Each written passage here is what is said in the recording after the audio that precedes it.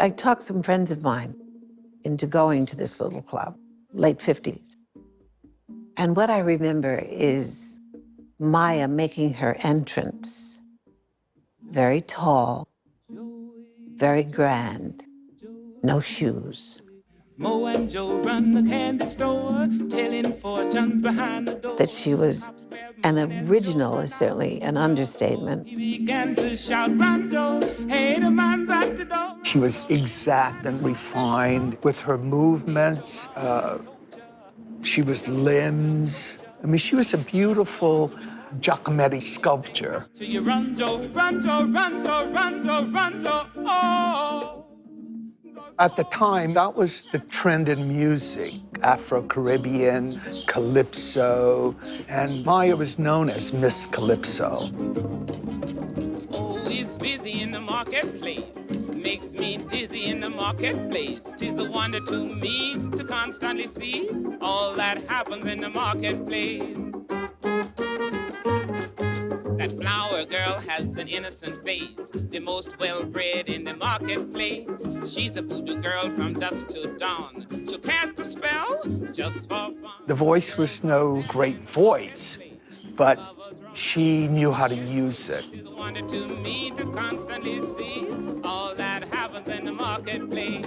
All that happens in the marketplace. Hi, it's Saturday night. We're here at Japango, and we are very, very fortunate to have Rita and Bob here with us. I'm a little verklempt even talking about this because Maya Angelou just has played such a personal part of my life, and I think my generation. I want to know how you both became involved in this film, how long it took to make, and really, how do you encapsulate her life into a set amount of time? That's a good question. She's good. Yeah. Well, I think one of the things that we knew from the very beginning when we first met, and we had separate ideas about doing this, and a mutual friend brought us together. We had both done documentaries before, and we knew this one was going to be a lot. There was a lot of archival, and she was still alive when we started. That's right. And so we embarked on the story, and it's enriched our lives as well. But I would say most importantly to me is it tracks history from a point of view that we don't have in the history books. Here's a black woman, 1928. 1935, she goes with the Great Migration to St. Louis, and then she's back in the Jim Crow South. She's all over the world with Porgy and Bess through the State Department. Who does that? And then she lives in Cairo. She lives in Ghana. And so she tracked world history, and she wrote about it. And it was well documented. And now Bob. But yeah, I think to add to that, I think what the film shows is a somewhat unknown part of Maya Angelou's life. Who knew that she was a dancer and she was a singer? She had an album, Calypso album, for instance. Who knew? A lot of people didn't know of her political involvement. She was friends with Malcolm X. She was about ready to go to work for Malcolm X when he was assassinated. She also worked for Martin Luther King. So one of the few people really in history who worked for both Malcolm X and Martin Luther King. So she had an incredible life. I think our biggest challenge really was how to take this giant, enormous, deep life and make it into a 2-hour film. And I think that was our biggest challenge. And hopefully we succeeded.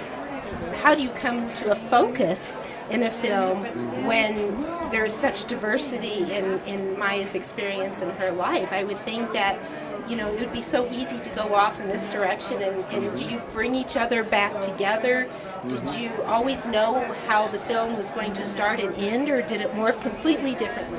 I think that films create their own life, and you find yourself excavating the story. The story's there, but people live in a way in which they start a path, and even though she did many things, she had a path.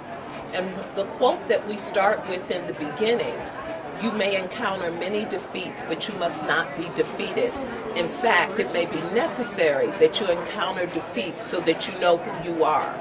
That became something that was an arc. And we found that late as we pulled everything together and we said, that's it.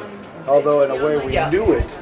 We knew it all along, but we found that quote at the very end, like Rita said. This is interesting that we found it, but we knew that was the overriding theme of the film was someone who overcame tremendous adversity. She overcame sexual abuse as a child. She overcame the vicious racism of the Jim Crow South. She overcame being a woman in a man's world. She overcame so many things in her life, but she overcame those things with grace, not with bitterness. And this is the thing that I think, in a way, is the message, as Rita said, of the film, is you overcome these things with grace and you move forward. And I think the film hopefully sets an example to people to inspire them to overcome their own problems with grace and move forward with life. And that's the theme. It really is. And I think that because she took it by the reins, probably more than many, and she forged on. When we got the word overcome, we knew that she was an overcomer, but when she made that statement, that helped to pull together the arc of things. Now, as you might imagine, as many things as we have placed in the film, there are things that are missing. But what we know is we wanted to touch on things that people didn't know. We wanted to touch on her being a woman. We wanted to touch on her being a mother. So we wanted to touch on all of those things of civil rights, of writing, of overcoming, and still pushing, because that's something that we all have to do. And so it really became an excavation, and we really had 4 years to make it. And we were with 2011 was really when we started. And of course, she was alive until 2014. In addition to having done other documentaries that were about things like African Americans in architecture, agriculture, not that scintillating, right? But were of my interest. I also worked for her as her producer for Oprah Radio and had the opportunity to come to her home and stay with her 1 weekend a month for 4 years to do these programs. And that's when I realized I'm listening to history, because I loved history and loved documentary, and I'm listening to history. And at that time, separately in the world, it was brought to his attention, where's this documentary? There's never been a documentary. I had started to just muse about Maya Angelou, and I did some research and came up with nothing. Nothing had been done about her. No documentary had ever been made about her, which was shocking to me. And so then eventually Rita and I met and we joined forces, and she agreed to do the film. And what we realized was she wouldn't allow a film to be made about her before for various reasons.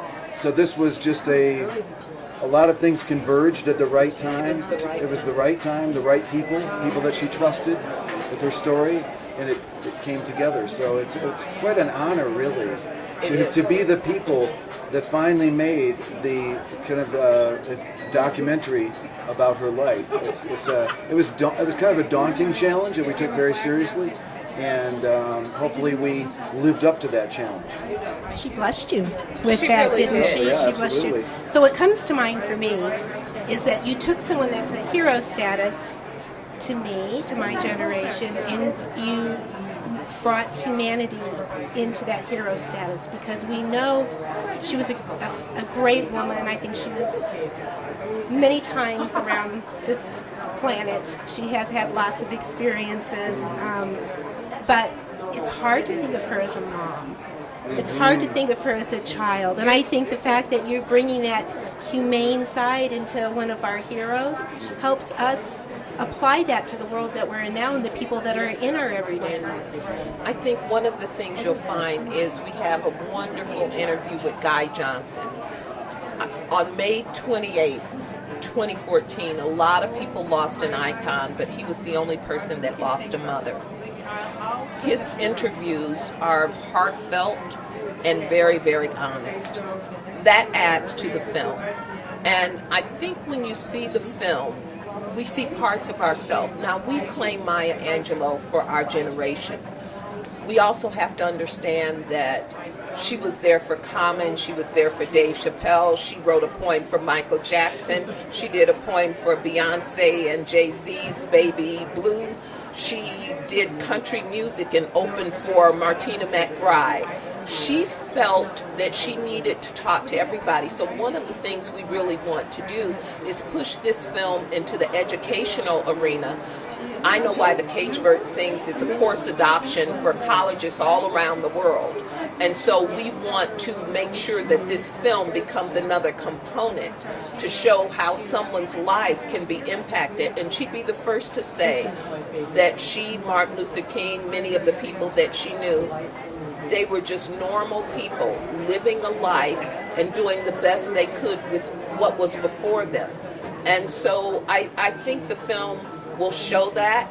And of course, she's larger than life to us, but what we really wanted to do was to just show her humanity.